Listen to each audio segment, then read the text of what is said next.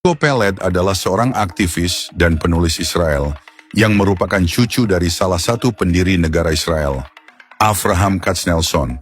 Sedangkan ayahnya bernama Matityahu Oeled, yang merupakan seorang jenderal besar Israel pada tahun 1948. Namun dengan akal sehatnya, ia lantang membela Palestina untuk merdeka. Bahkan baru-baru ini, ia menentang buku yang berjudul Perang Israel-Gaza, yang viral di Amerika dengan mengatakan bahwa itu bukanlah perang melainkan genosida. I was at an event recently in Washington, D.C. Somebody just published a book, and the title of the book has the sentence, the Gaza-Israel, the Gaza-Israel War. The Gaza-Israel War. You know, you think the Japan-Russian War, the British-French War, big countries with big armies, and the war between them.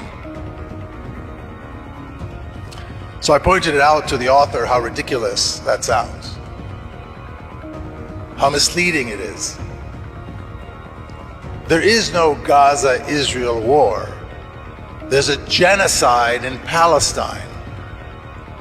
And she said, well, but you know, they're still fighting.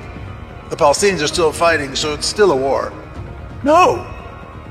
When people stand up and resist against the massive war machine that is perpetrating a genocide, you don't categorize that as war. You categorize it as genocide. If anything, you would say Israel's war against Gaza. But it's really not only against Gaza. The genocide is against the Palestinian people, and it's been going on for almost 8 decades. The apartheid state, and as you heard from Sheikh Yasser,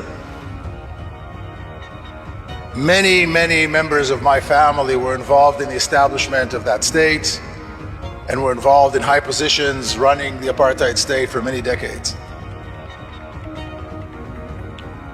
That state, its very foundation is the destruction of Palestinian people and the destruction of Palestine.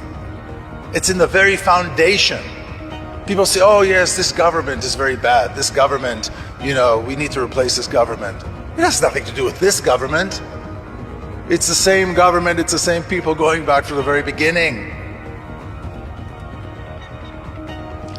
And what's interesting is that this apartheid state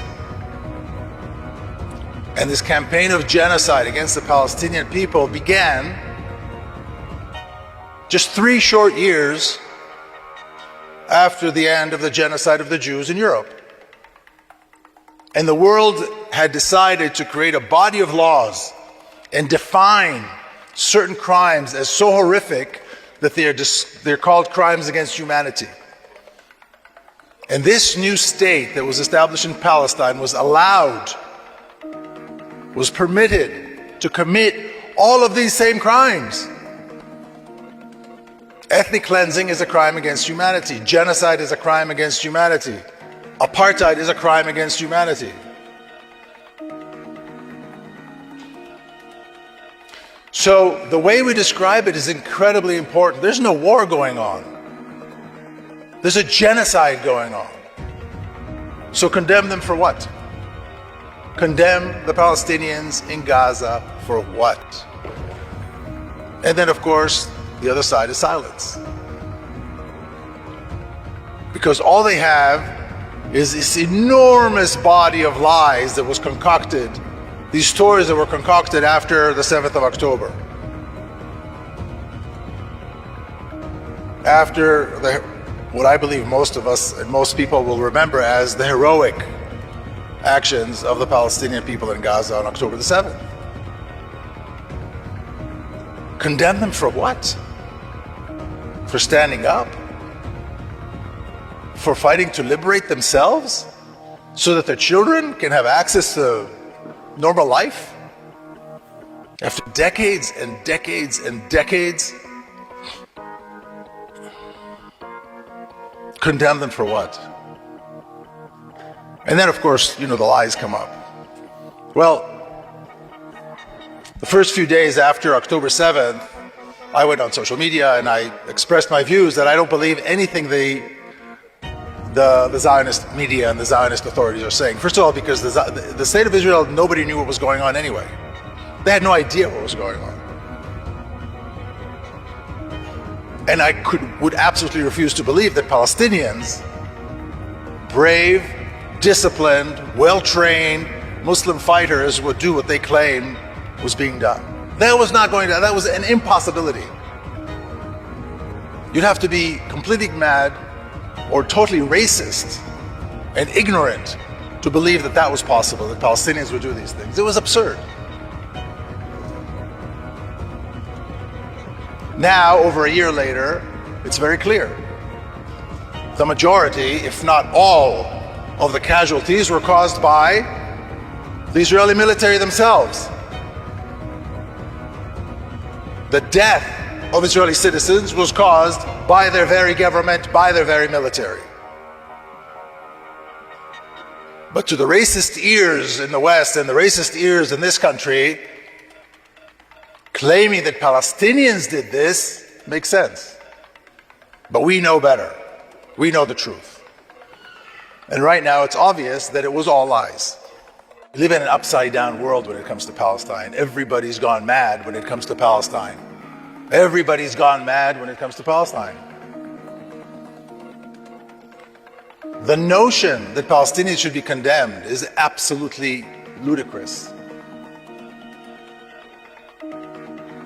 I'll go further. I'll say the Sixth Fleet of the US Navy is in the Mediterranean.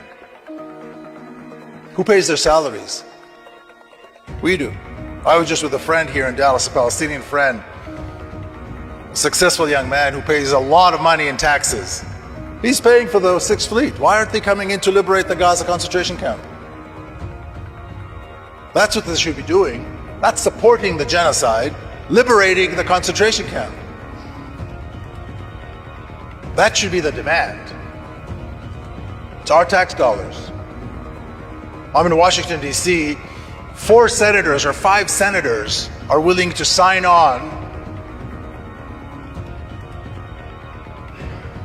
to stop a future $20 billion of weapons going to the genocide, to support the genocide. 4 or 5 senators, that's it. $20 billion. Do you know how much money that is? How much weaponry that is? Yes, and this is the ridiculous thing. They call it weapons that are not offensive.